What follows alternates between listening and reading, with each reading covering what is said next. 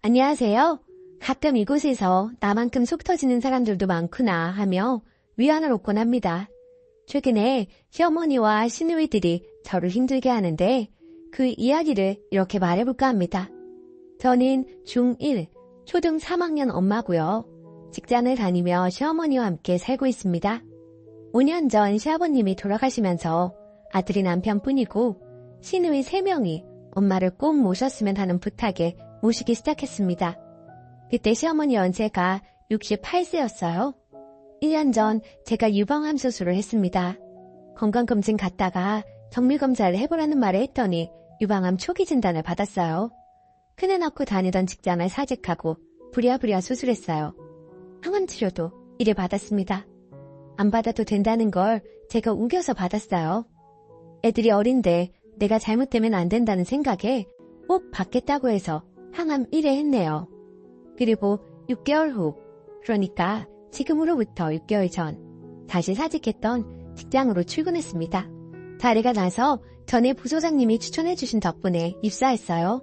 6시간 단축 근무이고 급여는 5년 근속자 수준으로 받기로 하고요. 시어머니와 온종일 같이 있는 것도 힘들고 몸도 회복된 것 같고 무엇보다 6시간 근무에 월급이 탐나서요. 저 일은 잘했거든요. 그런데 며칠 전에 시누이들이 좀 보자 하더라고요. 비화채로 쓸게요. 옳게 힘들지? 어머니 모시랴 직장 다니랴. 괜찮아요. 어머니 까다로우신 분 아니라서. 그래서 말인데 엄마가 올케한테 서운한 게 많은 것 같더라고. 예? 직장 다녀오면 피곤하다고 밥 먼저 안 하고 침대에 누웠다 나오고 반찬도 다 올케 좋아하는 거 위주로 만들고 집안도 전처럼 깔끔하지도 않고 뭐 그게 큰 문제는 아닌데 엄마가 가끔 말하는 게 올케도 알고 있으면 좋을 것 같아서. 네, 제가 수술한 뒤로부터는 사실 삶이 제 위주로 바뀐 건 맞아요. 내가 건강해야 남도 있는 거니까. 새언니, 엄마가 남이에요? 어머니랑 잘 얘기해 볼게요. 더 길지만 대충 이런 얘기들이었습니다. 한 명도 아니고 세트로 참 이기적이다 생각했습니다. 그렇게 얘기하니까 지난 일들이 생각이 나더군요.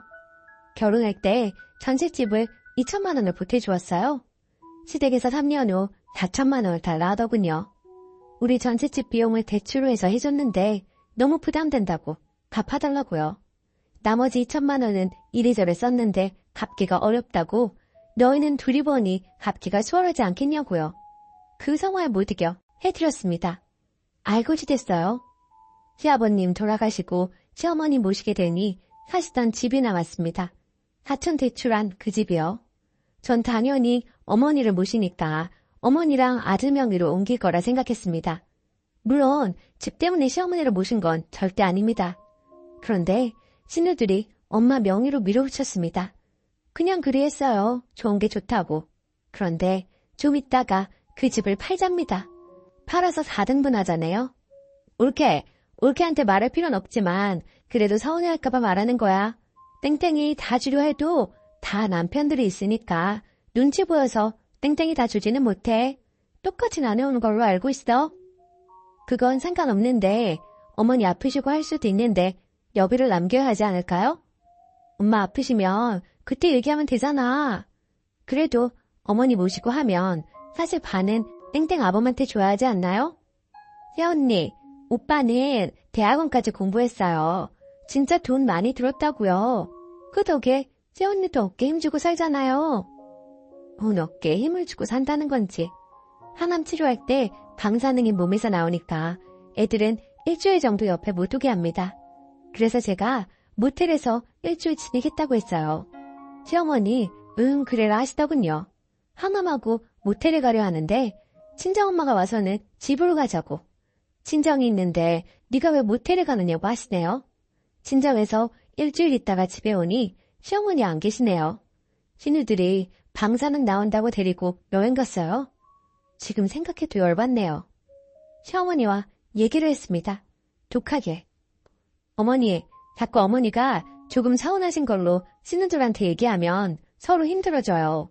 어머니랑 저는 계속 같이 살아야 하는데 시누들이 간섭하기 시작하면 싸움밖에 더 나겠어요? 여태는 제가 시누들한테 예의하고 살았지만 이제는 안 그럴 거예요. 저 아빠 보니 제가 더 소중하다는 걸 알았거든요.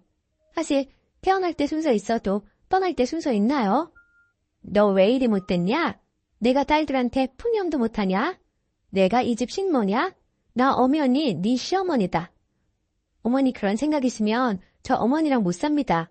밥도 제가 하고 빨래도 제가 하고 애들도 제가 챙기고 청소도 제가 해요. 그러니 쥐죽은 듯이 살란 말이냐? 다음날 큰 신우 전화 와서 난리 치더라고요. 원래는 고상한 척 말하는데 그날은 본색을 드러내더군요. 땡땡이가 엄마를 택하지 너를 택할 것 같으냐고. 미친 거 아닙니까? 도대체 제가 뭘 잘못했는지 잘 모르겠네요. 이 남편이란 닭자는 맨날 해외 출장 중입니다. 원래 시댁은 그런 거라고 말하는 대책 없는 남자. 남편한테 이번에 똑바로 정리하라고 말했습니다. 신우들 입 닥치게 하고 시어머니 계속 같이 살 거면 그분도 입 닫으시라고. 그렇지 않으면 내가 애들 데리고 나가겠다고. 정말 이제는 저 할 말 다 하면서 사려고요. 좋은 마음으로 모시고 살려고 했는데도 저렇게 말하니까 굳이 제가 참고 살 필요가 없다고 생각해요. 한번 아파보니 인생 그거 온전히 날 위해 투자해도 부족한 시간인데 왜 제가 며느리로서 도리만 다 해야 하나요? 정작 자식들은 가만히 있는데. 또 한 번 이런 식으로 이야기 들어오면 저는 절대로 시어머니 못 모신다고 했고 딸들이 못 모시면 입 닫고 살라고 했어요. 그리고 이런 내가 싫으면 이혼이다라고 남편에게 말했고요. 그 뒤로 다들 깨갱인지 아무 말 없네요. 정작 딸들도 모시고 갈 수 없으니까요. 남편도 전화 와서는 저한테 미안하다며 잘하겠다 하는데 지켜봐야죠. 내일은 아침도 안 차리려고요. 시어머니 저렇게 나오시는데 당신을 위한 삼찰의 마음이 우러나오지를 않아서요. 이야기 들어주셔서 감사합니다.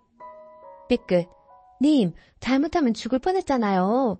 참고 사지 마시고 님을 위해서 하고 싶은 말 다 하고 사세요. 어차피 좋은 소리 못 듣고 있는 거고 시모도 솔직히 좋은 분도 아니고 저라면 할 말 다 하고 마음에 안 들면 나가겠다고 하세요. 남편 해외출장 나가 있으면 친정 근처 원룸 살면 되겠네요. 돈 모아서 집 조금씩 넓혀가세요. 님 나가면 누가 손해이겠어요? 신우들 난리치면 시모 집 팔아서 가져가고 시모도 데려가라 하세요. 남편이 멀리 있으니 님이 나설 수밖에 없을 것 같아요. 결심하신 거 꼭 이루시길 바래요. 두 번째 사연. 내 생일에 미역국도 선물도 없는 남편. 나도 똑같이 했더니 화를 내며 시모한테 이르네요. 안녕하세요. 저희는 동갑내기 부부예요. 5월에 신혼집 들어오고 얼마 안 가 어머님 생신이셔서 제가 케이크를 골라가게 되었어요. 근데 생크림 같은 건 느끼해서 어른들이 못 잡수신다는 말에 꼼꼼하게 케이크를 골라야겠다 싶었죠. 단호박과 호두가 들어간 좀 건강한 케이크 검색해서 픽오프 전달 드렸고 백화점 가서 어머님 나이대 분들이 입으시는 브랜드 가서 가디건 선물 포장하고 오랫동안 즐겨 쓰시던 화장품 세트 사서 선물로 드렸어요.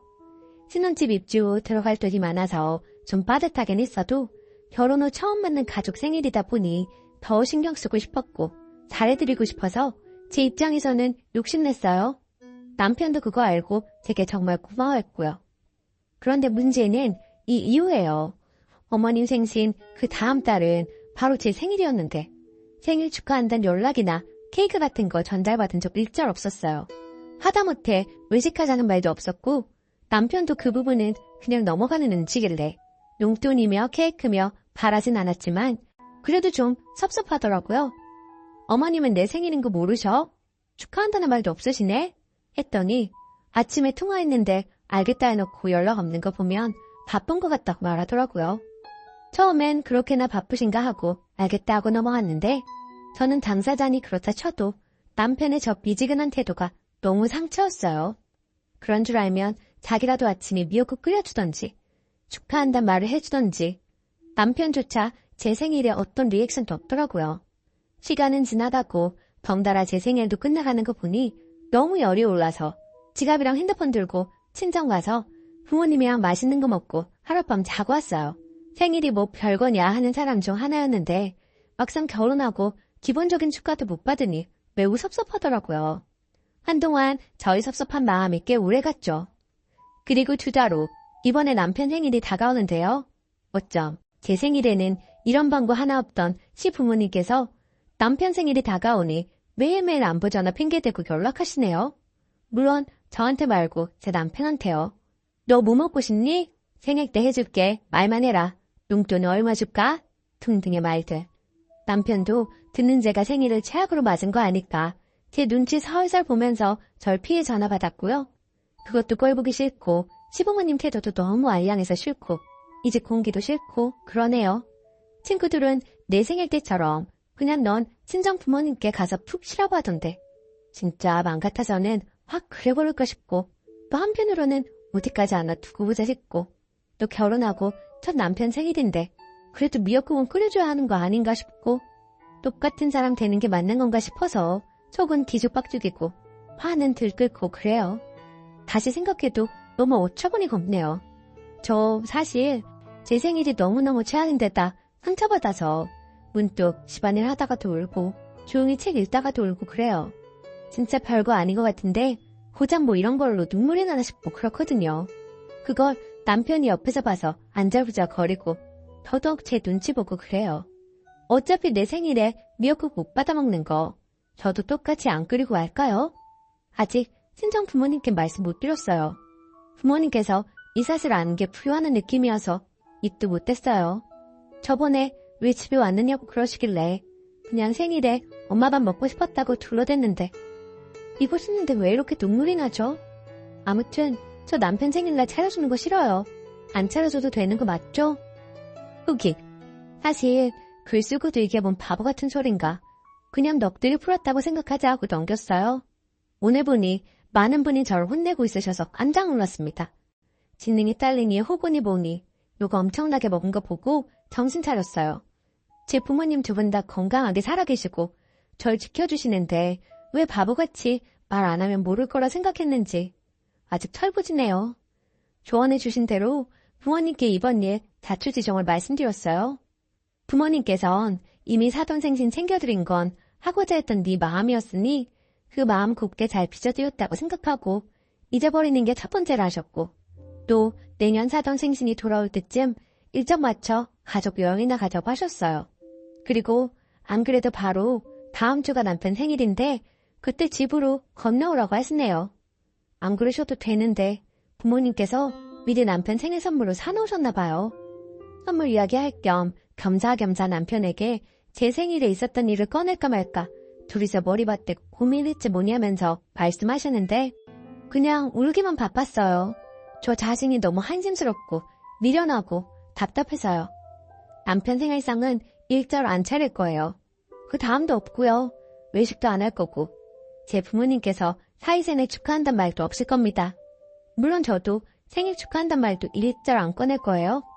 부모님이 남편 생일에 너는 집으로 오라 했으니 마음 편히 먹고 갈 거예요. 말씀처럼 저도 제 생일 우리 부모님께서 차려주신 밥 먹고 꿀잠 잤으니 당사자인 남편도 그쪽 가서 밥 먹고 자고 오든 뭘 하겠지요. 신경 안 쓰려고요. 아, 그리고 연애할 때도 이랬냐는 질문이 많으셔서요. 연애할 땐 안 그랬어요.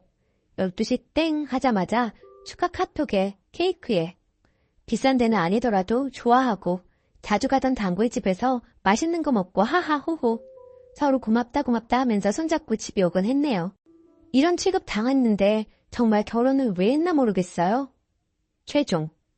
더 후기를 쓸 생각은 없었는데 많은 분들이 남편 생일이 지나자의를 궁금해하셔서 이렇게 한 번 더 글을 씁니다. 말씀드렸던 대로 생일에 미역국이나 선물하지 않았어요. 남편도 너무 피곤해서 아무것도 준비하지 못했다 했기에 저도 똑같이 말했어요. 미역국 없냐고 묻는 남편에게 아, 너무 피곤해서 아무것도 못했어. 근데 우리 집은 생일 안 챙기는 문화 아니야? 난 그렇게 알고 있는데? 했더니 화난 표정으로 틱틱대더니 출근하더라고요. 그리고 퇴근 때 전화와서 저녁 어떡할 거냐고 집으로 가면 되냐고 하길래 나 엄마한테 왔는데? 어머님한테 가서 밥 먹고 시간 보내. 기다리시는 거 아니야? 했더니 불같이 화를 내더라고요. 제정신이냐고. 사실 별 반응 안 보이고 꽁이 있어도 참 우스운 일인데 화를 내는 모습 보니까 가관이더라고요. 그래서 태연하게 전화 끊고 친정에서 시간 보내고 있는데 시어머니한테 전화가 왔어요. 너 지금 남편 생일에 뭐하고 있니? 하루 종일 미역국도 못 얻어먹었다는데 사실이냐? 아시더군요. 그래서 어머님, 이제 문화 그런 거 아니에요? 제 생일 때도 미역국도 케이크도 구경도 못했어요. 그래서 저도 저희 엄마 해주시는 밥 잘 얻어먹고 보냈고요. 어머님도 아들이랑 좋은 시간 보내세요. 하고 끊어버렸어요.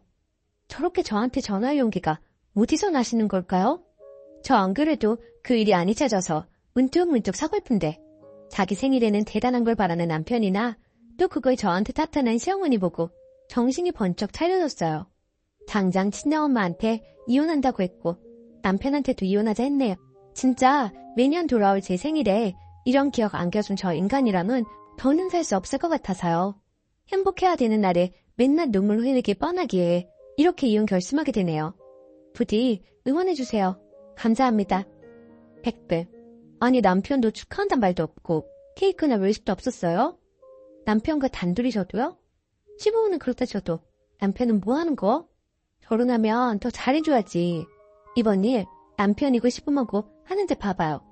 이번에 단속 안 하면 쓰니는 세계 건너뛰어도 되는 사람 딱 그 정도 위치로 살아야 합니다. 분대를 보여주세요. 오늘의 사연은 여기까지입니다.